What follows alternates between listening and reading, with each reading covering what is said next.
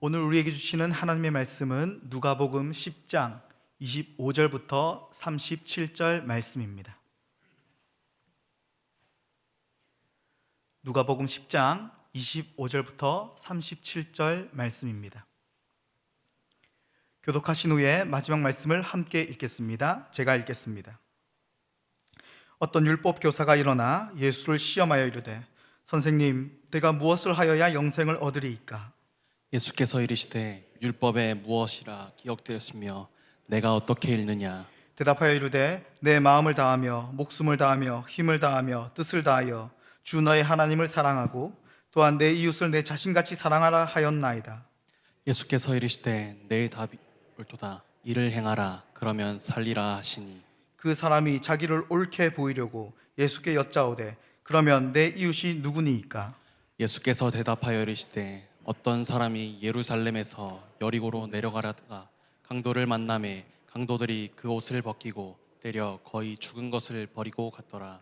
마침 한 제사장이 그 길로 내려가다가 그를 보고 피하여 지나가고 또 이와 같이 한 레위인도 그곳에 이르러 그를 보고 피하려 지나가되 어떤 사마리아 사람은 여행하는 중 거기 이르러 그를 보고 불쌍히 여겨 가까이 가서 기름과 포도주를 그 상처에 붓고 싸매고 자기 짐승에 태워 주막으로 데리고 가서 돌보아 주니라. 그 이튿날 그가 주막 주인에게 데나리온 둘을 내어주며 이르되 이 사람을 돌보아 주라. 비용이 더 들면 내가 돌아올 때에 갚으리라 하였으니 내 생각에는 이 세 사람 중에 누가 강도 만난 자의 이웃이 되겠느냐? 함께 읽겠습니다. 이르되 자비를 베푼 자니이다. 예수께서 이르시되 가서 너도 이와 같이 하라 하시니라. 아멘.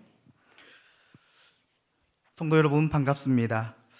지난 주일에는 우리 교육부서들이 함께 달란트 잔치를 하였습니다. 상반기 동안 이 모은 달란트를 가지고 이 물건을 사고 또 게임도 하고 맛있는 간식을 나누어 먹었습니다.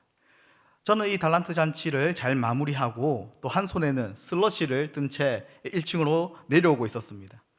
그런데 그때 제 모습을 보고 이 고등부 아이가 저에게 이렇게 말하는 것입니다. 전도사님이 제일 신난 것 같아요. 전도사님이 제일 초등학생 같아요. 라고 놀리는 것입니다. 그런데 저는 그 말을 듣고 기분이 나쁘기는커녕 기분이 정말 좋았습니다. 왜냐하면 어느새 제가 이 교회에서 설교도 하고 또 신방도 하고 또 가르치는 자리에 있다 보니 알게 모르게 늘 긴장합니다. 또 점잖은 척을 합니다. 그런데 이 달란트 잔치와 같은 이 축제의 분위기 속에서는 사역자라는 무게감을 잠시 저도 모르게 잊습니다. 그저 행사의 스태프로서 또 공동체의 일원이 되어서 아이들과 어울리다 보니 저절로 꾸밈 없는 자연스러운 제 모습을 다시 발견하게 되는 것 같아서 참 좋았습니다. 누가복음은 참 다양한 사회적 지위에 있는 사람들이 등장합니다. 바리새인과 율법교사, 이 부자들처럼 높은 자리에 있는 사람들이 등장하고 또 세리나 과부나 이방인과 같은 낮은 자리에 있는 사람들이 등장합니다. 오늘 본문만 하더라도 율법교사, 제사장, 레위인, 또 사마리아인과 같은 이 다양한 사회적 위치에 있는 인물들이 한 이야기에 등장하게 됩니다. 누가복음은 이렇게 다양한 지위에, 즉 높음과 낮음, 부유함과 빈곤함을 말함으로써 이러한 자들 중에 정말 하나님의 나라에 들어가 영생에 참여할 영적 지위가 누구에게 있는가, 그들은 누구인가를 보여주고자 합니다. 그것이 이 누가복음의 의도입니다. 오늘 본문의 시작도 역시나 유대 사회에서 높은 지위에 있었던 이 율법 교사가 등장하고 그가 예수님에게 질문을 하는 것으로 이야기가 시작되는데요. 함께 누가복음 10장 25절을 읽어보겠습니다. 어떤 율법 교사가 일어나 예수를 시험하여 이르되 선생님, 내가 무엇을 하여야 영생을 얻으리이까? 선생님, 내가 무엇을 하여야 영생을 얻으리이까? 누가복음 저자는 25절에서 이 율법 교사의 질문이 단순히 종교적인 그런 질문이 아니라 뭐라고 나와 있습니까? 시험이라고 못 박아 말합니다. 여러분, 왜 율법 교사는 이 예수님을 시험했을까요? 이 선한 사마리아인 이야기를 통해 예수님께서 말씀하시고자 하는 그 깊은 의미를 알기 위해서는 우선 율법 교사가 어떤 의미로 예수님을 시험하고 있는지부터 살펴보아야 합니다. 함께 누가복음 10장 1절과 17절을 읽어보겠습니다. 그 후에 주께서 따로 70인을 세우사 친히 가시려는 각 동네와 각 지역으로 둘씩 앞서 보내시며 70인이 기뻐하며 돌아와 이르되 주여 주의 이름이면 귀신들도 우리에게 항복하더이다. 예수님은 우선 70인 제자들을 세우시고 그들을 각 동네에 각 지역에 둘씩 짝을 지어 보냈습니다. 적어도 35군데를 간 것입니다. 그리고 그 보냄받은 70인의 제자들은 예수님의 이름으로, 주의 이름으로 병을 고치고 귀신을 떠나게 하였습니다. 이와 같은 일들로 인해 당시 각 동네와 각 지역에서는 예수님의 이름과 예수님의 권세에 대한 소문이 파다하게 퍼지게 된 것입니다. 이러한 정황에서 율법 교사가 일어나 묻는 것입니다. 그냥 묻는 것이 아니라 25절에 보시면 일어나 시험하여 이르되 라고 기록되었는데 이런 정황에서 일어났다는 겁니다. 선생님, 내가 무엇을 하여야 영생을 얻으리이까? 그의 질문은 이 겉으로는 영생을 묻고 있지만 속뜻은 바로 예수님의 정체를 밝히려고 한 시험이었습니다. 각 동네와 각 지역마다 예수, 당신의 이름으로 귀신을 쫓아냈다고 이 제자들이 떠들고 다니는데 내가 한번 당신의 진짜 정체를 밝히리라 라는 뜻으로 질문한 것입니다. 이러한 율법 교사의 질문은 아주 교묘한 질문이었습니다. 왜냐하면 만약 예수님이 영생을 얻는 방법으로 율법을 잘 지키고 자비를 베풀며 살아라 라고 하신다면 예수님의 정체는 그저 당시 흔한 유대교 랍비 중에 한 명으로 전락하는 것입니다. 다른 유대교 랍비들도 똑같이 그렇게 모세의 율법과 정결법과 의식법을 잘 지키라고 가르쳤습니다. 또 예수님께서 율법 교사에게 영생을 얻는 방법은 오실 메시아를 기다리고 율법을 잘 지키고 준비하고 있으면 영생을 얻게 된다라고 하셨다면 예수님의 정체는 메시아가 아닙니다. 그저 세례요한과 같은 이 여러 선지자 중에 한 명일 뿐입니다. 그리고 예수님의 이름으로 이 70인의 제자들이 병을 고치고 귀신을 몰아낸 것은 거짓과 과장에 불과한 것이 되어버리고 예수님은 이 70인 제자들과 작당 모의하여 당시 지역 사회를 어지럽히는 불순분자의 정체로 드러나는 것입니다. 그러니까 이 율법 교사의 질문은 한마디로 교묘하고 고도의 시험인 것입니다. 성도 여러분, 만약 이 선한 사마리아인 이 비유를 우리가 자비를 베풀며 살아라 라는 이 주님의 도덕적인 교훈으로만 받아들인다면 우리도 결국 예수님을 유대교의 랍비로 취급해버리는 것입니다. 성도 여러분, 그렇다면 오늘 이 이야기가 의미하는 바는 무엇일까요?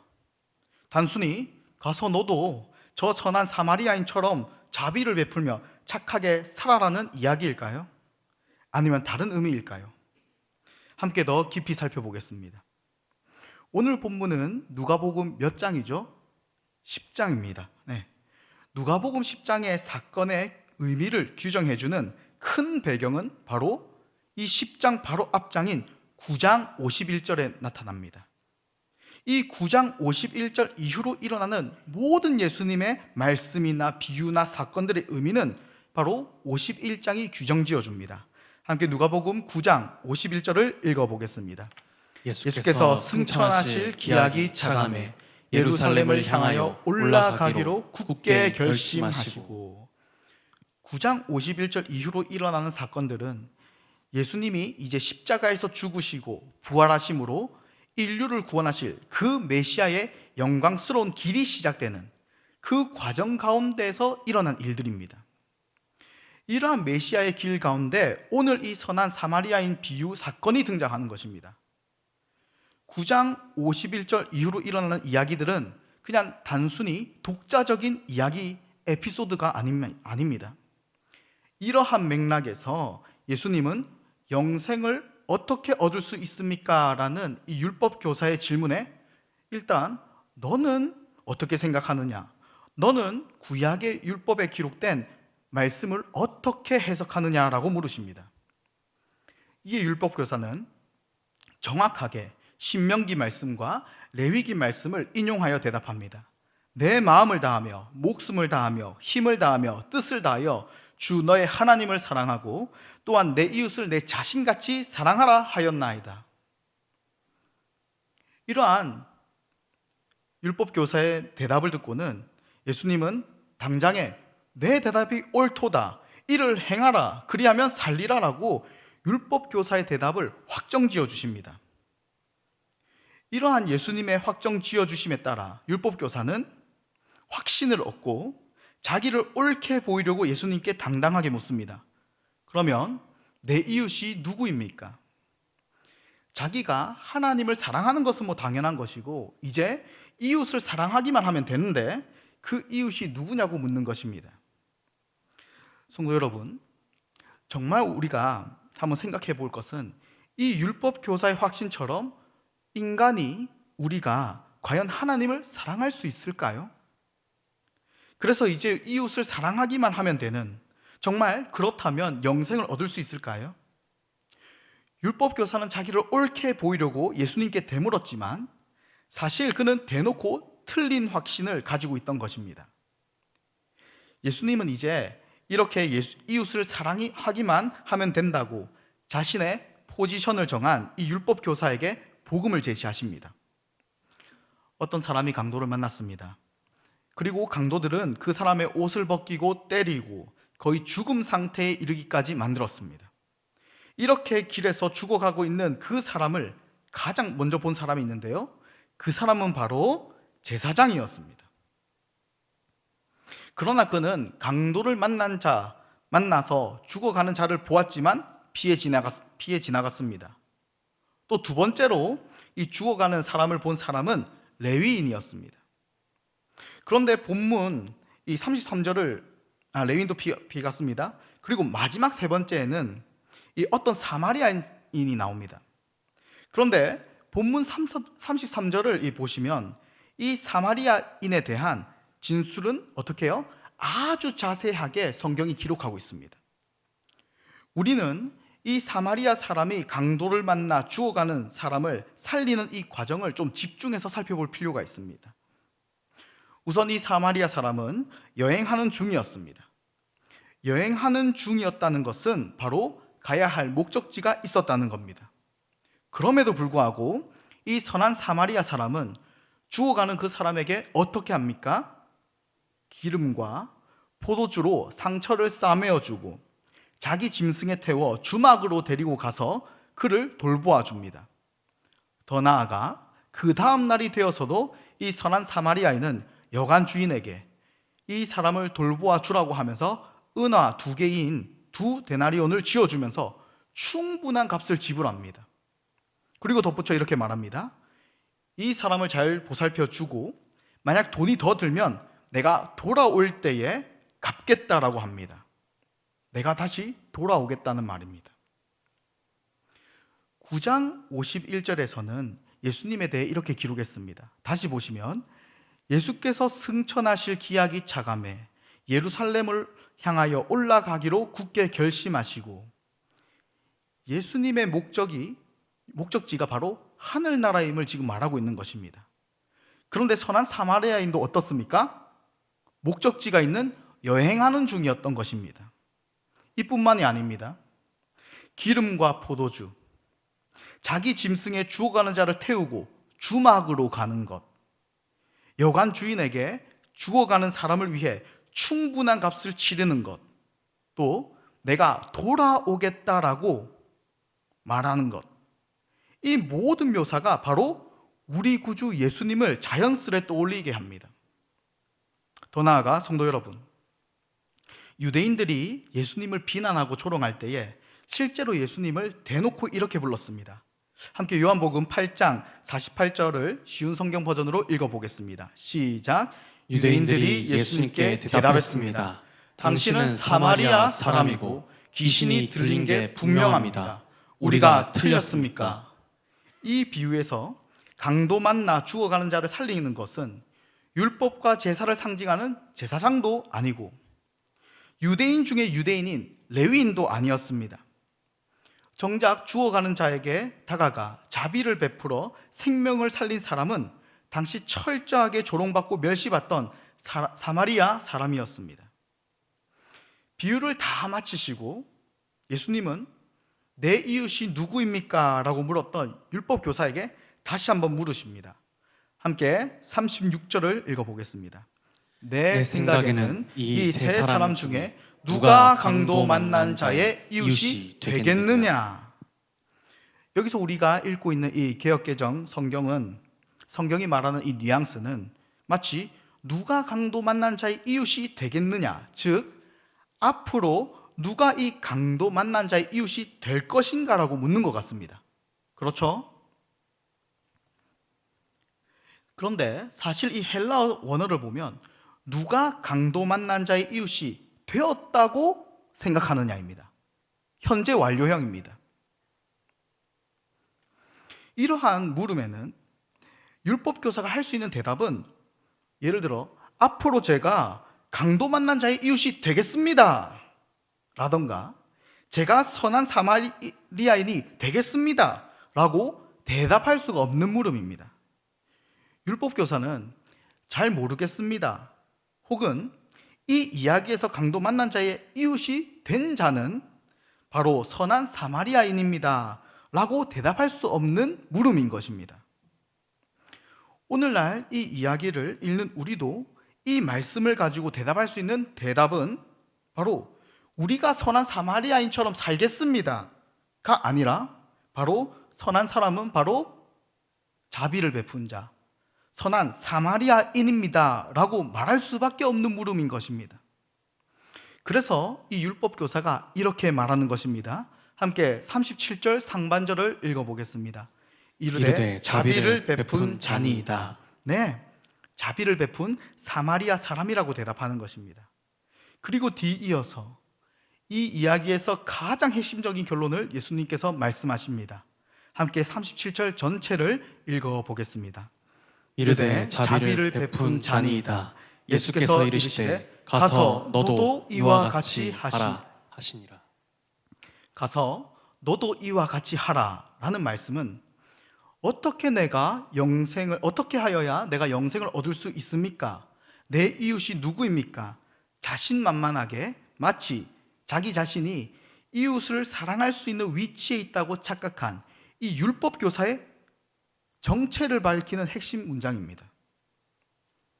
예수님이 마치 예수님의 정체를 밝히려 했던 이 율법교사처럼 그의 정체를 이 마지막 말씀에서 밝히고 있는 것입니다. 네가 영생을 얻고 싶느냐? 그러면 너도 가서 사마리아인처럼 너의 피와 땀과 생명을 다 바쳐서 사람을 살려내 보아라. 예수님이 28절에서 내 대답이 옳도다, 이를 행하라, 그러면 살리라 하셨던 그 말씀을 그대로 살리는 것입니다. 가서 해보라 라는 것입니다. 예수님은 이렇게 가장 높은 율법의 잣대를 들이미시면서 이 율법 교사가 스스로 깨닫기를 나는 자비를 그렇게 베풀 수 없는 사람이구나. 나는 자비를 베푸는 선한 사마리아인의 포지션에 있는 것이 아니구나. 내 이웃을 내 자신과 같이 사랑할 수 없는, 내 몸 하나도 간수하지 못하는 저 강도 만난 자의 정체임을 스스로 깨닫기를 원하셨던 것입니다. 예수님은 이 율법 교사의 정체를 밝히고 계신 것입니다. 성도 여러분, 그렇다면 이렇게 강도 만나 죽어가는 자의 위치에 있는 이 율법 교사가, 그리고 우리가 영생을 얻기 위해서 행할 수 있는 것은 무엇일까요? 마지막으로 요한복음 6장 28절과 29절을 읽어보겠습니다. 그들이 묻되 우리가 어떻게 하여야 하나님의 일을 하오리이까? 예수께서 대답하여 이르시되 하나님께서 보내신 이를 믿는 것이 하나님의 일이니라 하시니. 아멘. 예수님께서 율법 교사에게 가서 너도 이와 같이 하라라고 하신 말씀의 진정한 의미는 바로 가서 너도 강도 만난 자가 선한 사마리아인에게 구원을 받았듯이 너도 하나님이 보내신 선한 사마리아인 예수 그리스도를 믿어 구원 받으라는 것입니다. 성도 여러분, 오늘날 우리를 구원하시고 죄인들의 무리인 이 교회를 예수님께서 핏값으로 사시고 세우셨습니다. 교회는 말씀을 통해 또 지체들의 부대낌을 통해 또 목회자의 권면을 통해 철저하게 하나님 앞에서 내가 얼마나 낮은 자인지, 한계가 많은 자인지를 발견하는 곳입니다. 내가 얼마나 이웃을 사랑할 능력이 없는지, 오직 하나님의 은혜만을 구해야 살 수가 있는 철저한 무능한 자임을 날마다 깨닫는 곳이 어디라고요? 교회 공동체입니다. 그렇기에 교회를 이룬 우리들이 이 교회에서 해야 할 일은 바로 주님, 나 좀 살려주십시오. 나도 어쩔 수 없는 내 자신을 어떻게 해주십시오 라고 끊임없이 엎드려 은혜를 간구하며 기도해야 하는 것입니다. 이것이 바로 하나님 나라에 참여하는 방법입니다. 그리스도인의 인생에서는 계속 나의 한계를, 계속 낮아짐을 확인하는 일들이 계속 일어날 것입니다. 그러나 두려워하거나 놀라지 마십시오. 그것은 우리를 하나님 나라에 참여하여 영원한 생명을 받기에 합당한 자로 세우시는 하나님의 영적 포지셔닝입니다. 마지막 때에 오직 예수 그리스도만을 고백하도록 우리를 빚어가시는 하나님의 살아계신 손길입니다. 우리 침산제일교회는 이렇게 자신의 연약함을 고백하며 은혜를 구하는 낮은 자들이 모인 곳인 줄 믿습니다. 그렇기에 이곳은 도리어 하나님의 가장 크고 직접적인 은혜가 폭발적으로 부어지는 영광스러운 현장이 될 줄 믿습니다. 우리의 무능함이 도리어 하늘의 위로와 회복을 끌어당기는 통로가 됨을 믿으시기 바랍니다. 빈손으로 엎드린 우리 침산제일교회를 통해 부어주실 그 놀라운 은혜를 뜨겁게 사모하며 이 시간 이후로 약한 자를 위로하시고 자비를 베푸시는 우리 주님을 믿고 담대하게 나아가는 우리 모두가 되시길 이 시간 주님의 이름으로 소망합니다. 오늘 말씀을